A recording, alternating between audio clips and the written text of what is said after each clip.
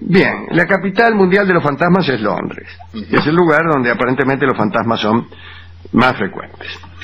Y daremos cuenta de algunos fantasmas de cartel de Londres.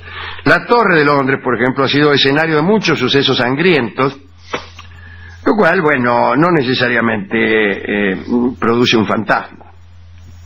Si no, el mundo estaría lleno de espectros y no se podría caminar por una densidad fantasmagórica si es que todo suceso sangriento viniera a dar en un fantasma.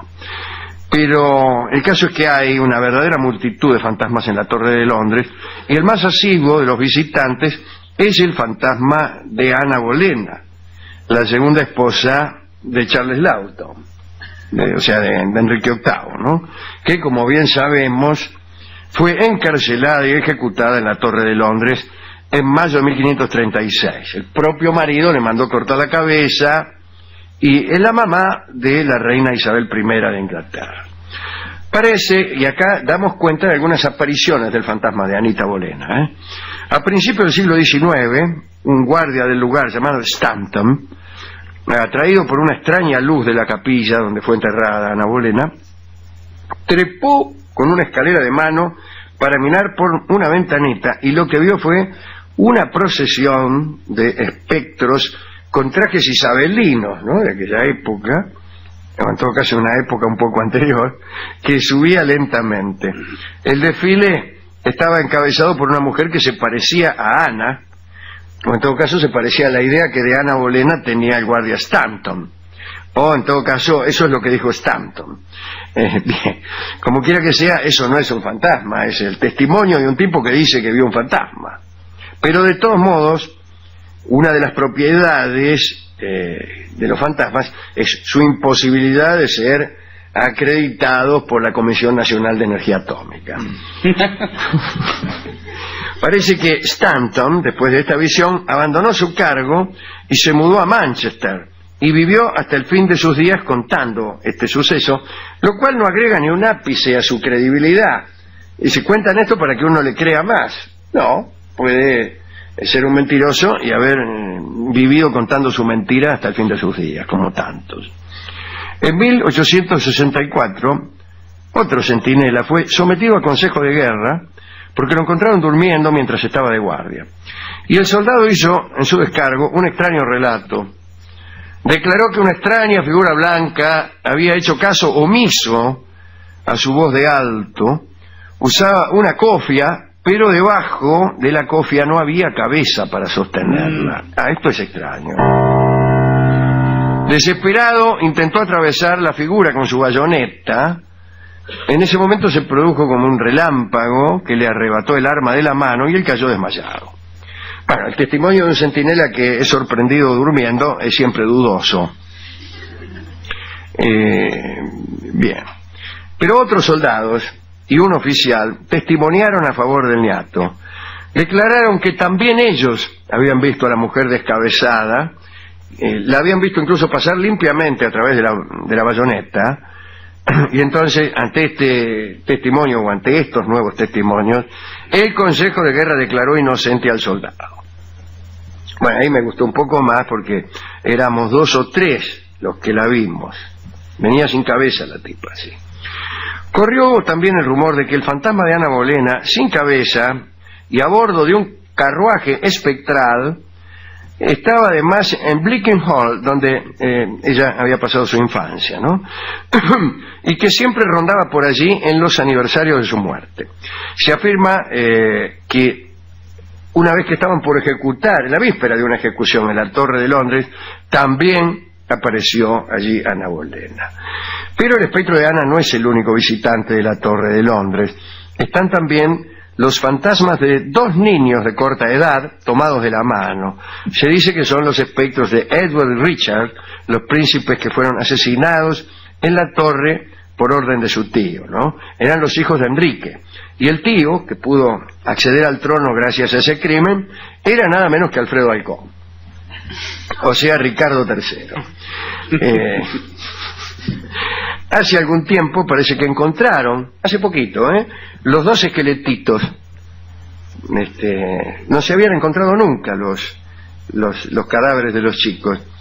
Y hace pocos años aparecieron unos esqueletos que encontraron unos obreros que estaban remodelando una escalera, y parece que estos esqueletos eran nomás de Edward y Richard. Esto parece confirmar la sospecha de la responsabilidad del otro Richard, ¿no?, de Ricardo III, en ese crimen. En 1817, Edward VII, que era guardián de las joyas de la corona, parece que vio una aparición.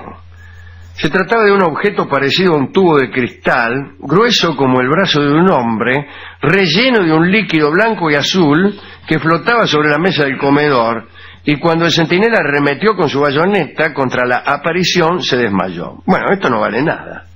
¿Qué es? El fantasma de un tubo de cristal. Anulado este fantasma. Bueno, hay otros edificios históricos donde también hay fantasmas. En el siglo XVII, el espectro del duque de Buckingham, vestido con armadura, parece que apareció 3 veces corriendo por los pasillos de Windsor. Corría con una armadura Buckingham a un sirviente llamado Packer, y cuando lo alcanzó, el espectro le ordenó que le transmitiera un mensaje al hijo del duque. Y el mensaje era este: a menos que modificara su comportamiento insensible, el heredero tendría poco tiempo de vida. O sea, el fantasma lo corrió al sirviente y le dijo: anda a decirle a mi hijo, el hijo estaba vivo todavía, ¿no?, que como no modifique su comportamiento insensible, se va a morir. Eso fue. Esto está mejor, eso me parece. En este creo. El destinatario del mensaje era Sir John Villiers. Parece que no hizo caso a la advertencia, siguió siendo un calavera, y 6 meses más tarde murió asesinado. Esto forma parte del programa Las fuerzas que nos dominan. Bien. Pero en el castillo de Buckingham había otros fantasmas. Estaba el molestísimo fantasma del rey Jorge III, que ya vivo era molesto también, ¿no? Se ha dicho que como fantasma entraba en la cocina de Windsor todas las noches y se comía todo lo que se preparaba para los reyes de turno. Por ahí era algún otro, ¿no?, que se morfaba las cosas y después le echaba la culpa al fantasma de Jorge III. Ya sabe cómo es la gente, pronta a echarle la culpa al fantasma de Jorge III de cualquier cosa que suceda, particularmente en la cocina. Bien. El castillo de Glamis está construido en el mismo sitio en el que Macbeth asesinó al rey Duncan. Es la residencia escocesa de la reina Isabel y de la reina madre. Parece que en el siglo XVIII un huésped del castillo contó que vio un rostro pálido, de grandes ojos tristes, que miraba fijamente desde una ventana.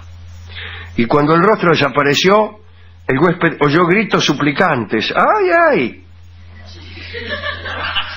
Y vio que una mujer vieja cruzaba el patio corriendo con un fardo. Y se supo que desde que Janet Douglas, falsamente acusada de brujería y traición, murió ahorcada en 1537, se ve aquel rostro de ojos tristes y la vieja con un fardo cruzando el patio, ¿no? La vieja era Janet Douglas. Son cosas que se dicen, siguen siendo cosas que se dicen. También hubo fantasmas en los teatros. En el teatro de Drury Lane, ¿no? Hemos hablado del hombre de traje gris que estaba siempre en el teatro de Drury Lane. Parece que era el fantasma de un actor que se había suicidado por la falta de éxito y aparecía en el Drury Lane antes de un estreno, y parece que era considerada esta aparición como de buen agüero. E incluso los productores hacían aparecer un tipo con traje gris diciendo que era el fantasma del Drury Lane para que, qué sé yo, para enfervorizar a los actores o para diferir los pagos. Ahí en el Covent Garden también estaba el fantasma de William Terriss, que era un aventurero convertido en actor y que fue asesinado a puñaladas en el teatro. Mira qué lindo. Y entonces el espíritu de este señor anda en el Covent Garden, pues dando golpecitos en las paredes, produciendo sonidos de pisadas, haciendo funcionar los ascensores, apagando las luces del teatro en plena obra. Incluso parece que apareció una vez en la estación del subterráneo, en la estación Covent Garden, y al tipo que vendía cospeles lo asustó. A mí me parece que el teatro es un buen lugar para los fantasmas. Ah, bárbaro. Amén de estas invenciones. Suele decirse que los fantasmas están allí donde mueren o allí donde han padecido una gran emoción. Y el teatro es un lugar de emociones. Y si bien poca gente muere en el teatro, hay numerosísimas muertes fingidas. Pero puede decirse que en este sentido cada hora se muere alguien en el teatro. Por floja que sea la hora, siempre algún muerto hay, ¿no? Pero hay otra cosa que es decisiva para la aparición de fantasmas. El teatro, como decía Coleridge, es un lugar al que uno va interrumpiendo su incredulidad, va con fe poética a creer lo que ve, si no la obra sería aburridísima. Y entonces la actitud del hombre y de la mujer que llora los miércoles en el cine Urquiza de Casero cuando ve las películas de Libertad Lamarque, bueno, esa es la mejor actitud para disfrutar un hecho artístico, y uno va con esa actitud al teatro. Bueno, entonces, sorprendido en medio de esa fe poética, ahí puede ser que el tipo vea un fantasma. Y los empleados de un teatro, que también están todo el tiempo convencidos de que Fausto es Fausto, de que el diablo es el diablo, bueno, poco les cuesta creer en fantasmas. De manera que si usted busca fantasmas, un buen lugar es el teatro. Un mal lugar es el cementerio. Allí no hay fantasmas. ¿No hay? No. Pues si los fantasmas están ahí en el mismo lugar donde mueren, habrá que decir que en un cementerio casi nadie se muere. Llegan todos ya muertos. Los traen desde otra parte donde han tenido la precaución de morirse antes, ¿no? Y el fantasma suele recorrer los lugares donde ha muerto, no donde es almacenado. Bueno, lugares... Sí, los edificios viejos también son buenos lugares, porque el paso del tiempo favorece la acumulación de hechos sangrientos. Un edificio estrenado ayer todavía no ha tenido tiempo de producir la historia necesaria para la creación de un fantasma. Y es por eso que en la Argentina no hay fantasmas, porque es un país muy nuevo. Hay poquísimos fantasmas y en zonas que son tan efímeras en su construcción, parece que nunca va a haber un fantasma. Por ejemplo, en un barrio como en el que yo me crié, donde nada duraba más de 10 años. Bueno, había un jardín, después ponían un corralón. Claro que había hechos de sangre, pero los fantasmas ya no sabían ni a dónde ir, ni siquiera sabían dónde los habían matado, porque a cada casa todos los años le agregaban una habitación, como la casa de Bertagnini, ¿no? Que todos los años la modifican, ¿no? Con distintos estilos. Y el fantasma no reconoce, como no reconozco yo el barrio donde me he criado. En Argentina hay pocos fantasmas y habrá que esperar un poco, pero habrá que preguntarse también, ¿para qué sirve un fantasma, no? Yo diría que sirve para una sola cosa: para comprobar la existencia de un mundo más allá de lo que habitualmente se conoce como la experiencia cotidiana. El más mínimo fantasmita ya nos autoriza a decir, bueno, vamos a ver un momento, ¿no? No hace falta ni siquiera el fantasma de Ana Bolena, sin cabeza.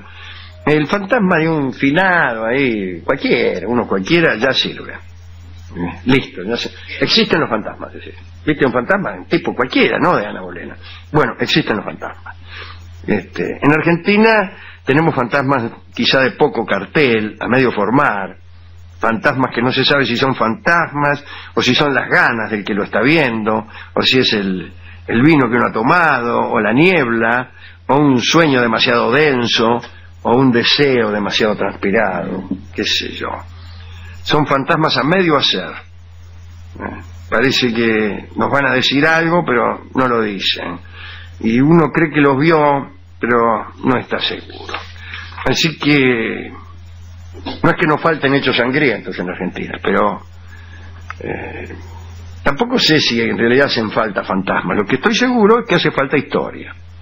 Hace falta historia, Bueno, así que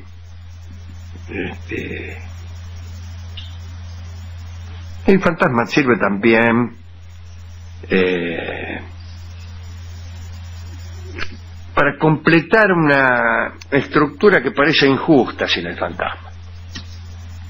Cuando no hay justicia, cuando hay un muerto cuyo asesino no ha sido juzgado, cuando hay alguien que ha sido víctima de una injusticia histórica, eso forma fantasmas, sí, eso forma fantasmas, ¿no? Así que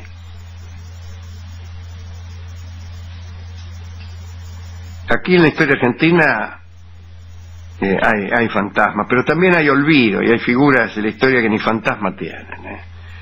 Dicen que en Londres no solamente hay fantasmas de personas, sino también voces sin personas, frases que se oyen en el aire sin que nadie las diga, cantos que provienen de nadie, y a veces sombras, simples sombras que no se saben si provienen de un fantasma o no. La sombra es menos que un fantasma, me parece a mí. La sombra siempre es una disminución del ser, ¿no? Es a veces una proyección, pero a veces un menoscabo. El ser reducido primero a fantasma y después simplemente a sombra y luego a nada. Hemos ido a la discoteca y le hemos contado historias de fantasmas muy bueno. al discotecario. Se asustó. Y sí. Se asustó. Me pidió que por favor no le contara porque me dijo que después él se soñaba a la noche. Y me contó algunas cosas de la chancha sin cabeza que no tenían ningún sentido. Pero hablando de sombras, me dio este disco que se llama La Sombra, que es una bella canción que pertenece, digo bella canción, es una canción cantada bellamente, al menos por la mitad. Julia Senko la canta bien. La Sombra pertenece a Lo que me costó el amor de Laura y la canta Julia Senko y yo hago una especie de segunda voz.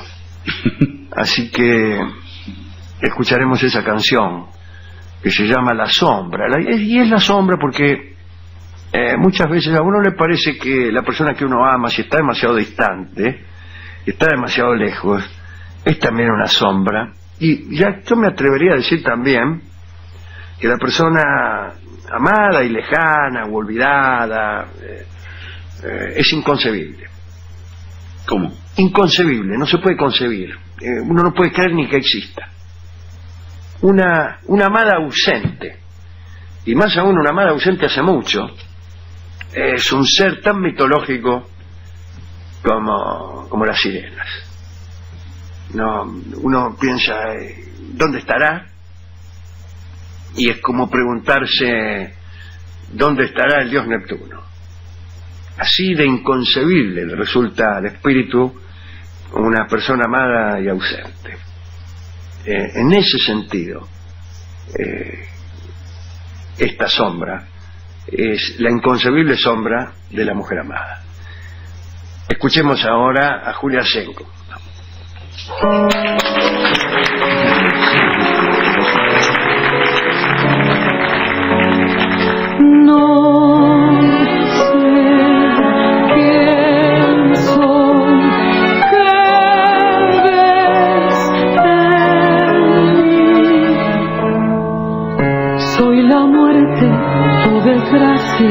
Abraza mi amor. No me engaño, sé tu nombre. ¿Quién diría? Soy el hombre que te ama. Ves mi alma en mi cara. Mi vida yo soy tú. Amor. Por favor, cantemos juntos. No me engaño, sé tu nombre, ¿quién diría? Soy el hombre que te ama, ves mi alma en mi cara, mi vida yo soy tú. Desgracia, abraza mi amor. Ay, sé razón.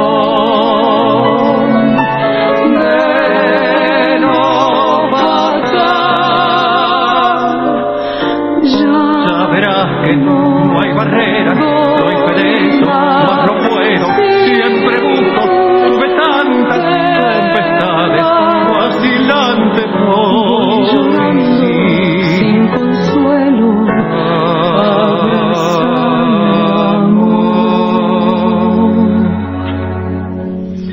Era Julia Senco y Alejandro Dolina en La venganza será terrible, La sombra.